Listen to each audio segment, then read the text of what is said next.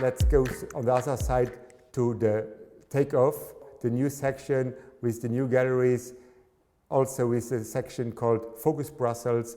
We will have a much more large view on what is contemporary creativity. We have artist-run spaces, we have young galleries, we have more established gallery, but all of them are on a price range which is quite democratic. Here we enter the second hall. It's called Takeoff, and the Focus is inside also. Focus is this particular section for the Brussels Gallery this year. And let's just have a look at some particular pieces. Here you see this eagle, beautiful, done by graphite on paper by the artist Nuno Lorena. Expressive, high quality.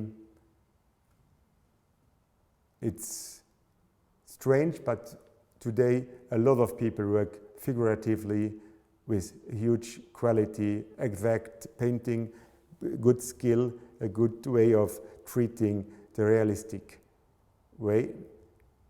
Here another important Luxembourgish artist, it's at Fellner Contemporary. You see a landscape by Moritz Ney, here on the left side.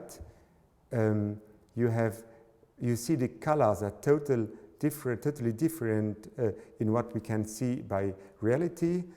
So the wood is in yellow, red colors.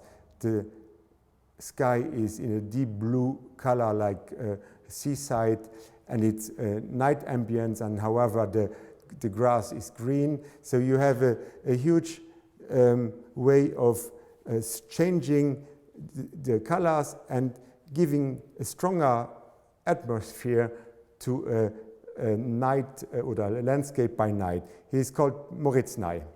Wall of a gallery done by a French artist called Olivier Garot.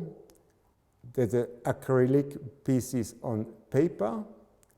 The gallery who shows him is Gallery Modulab from Metz. So for those who want to have a look once in the gallery, who live here in Luxembourg, maybe you can visit her.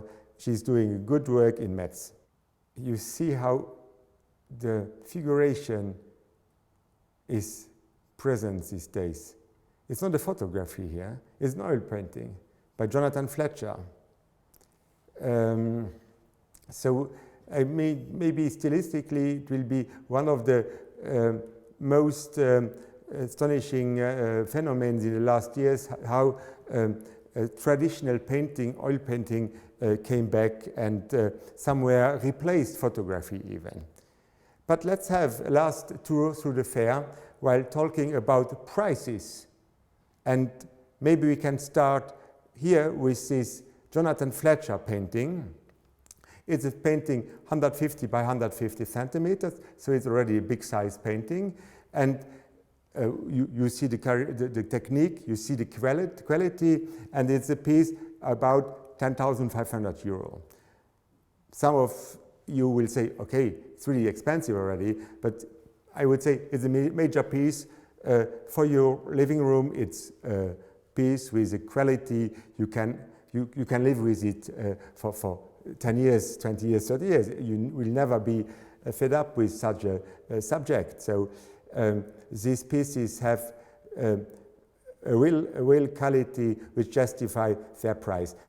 An eagle done by graphite on paper, there we are on a much lower price already by around 4,000 euros. But of course in this section we call it the takeoff, the young gallery and the young artists. We also have pieces around 800 euros or 1,500 euros. We are in front of a wall also done by the Gallery Modulab from Metz. You see the small size works from the artist Gianpaolo Pagni. Again, the price is not listed, so mostly the galleries want the collectors or the people who like to get in contact with them. This size of pieces should be quite reasonable. I would guess, from my feeling here, that we are here around prices of 800 euro a piece. Let's go on. Let's go to a booth like this one here.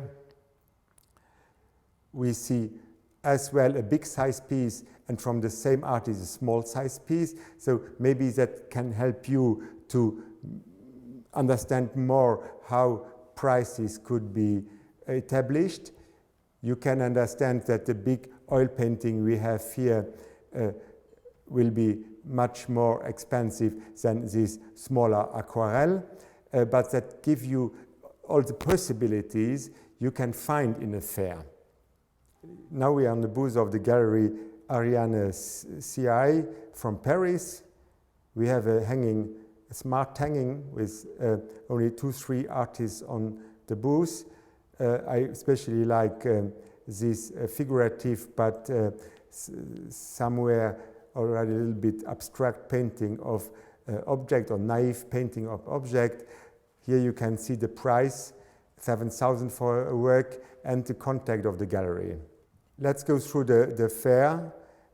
Here we are on the booth of a Luxembourgish gallery. It's called 1-to-1, the gallery.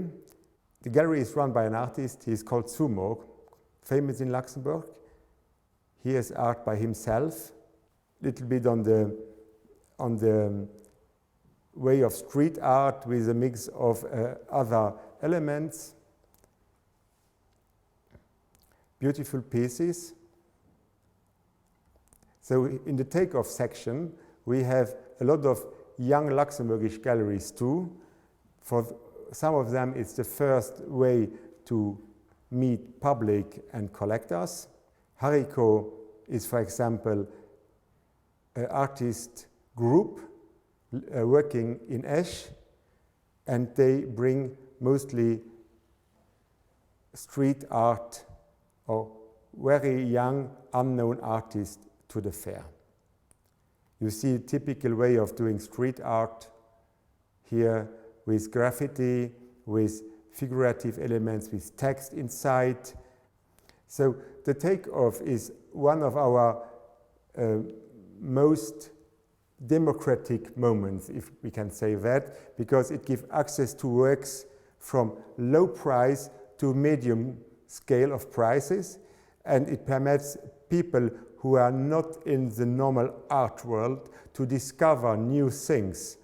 I mean, for us, and that's why also the Ministry of Culture follows us in this specific project which is called Take Off.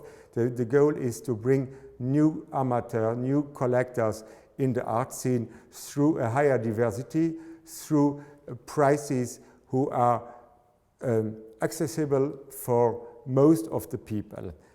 And in the same hall called Take Off, we put then this Focus Brussels, where we try to bring a new art scene to Luxembourg, to make Luxembourgish people meet the Brussels art scene, and also to hope that Brussels people will discover through this way the Luxembourgish art scene. So I hope that the tour to the virtual fair gives you an idea how it works. I hope that you have now the same pleasure than me to go through it, to discover all these pieces. It can't replace the real world, but it's one way to discover art in these days, and I think it's the best way we could have done. So I hope you get satisfied, you find pieces. I hope that you will find maybe one or other piece you would even buy. The galleries will be happy about that. And then, let's say, we see again next year at Hall Victor Hugo.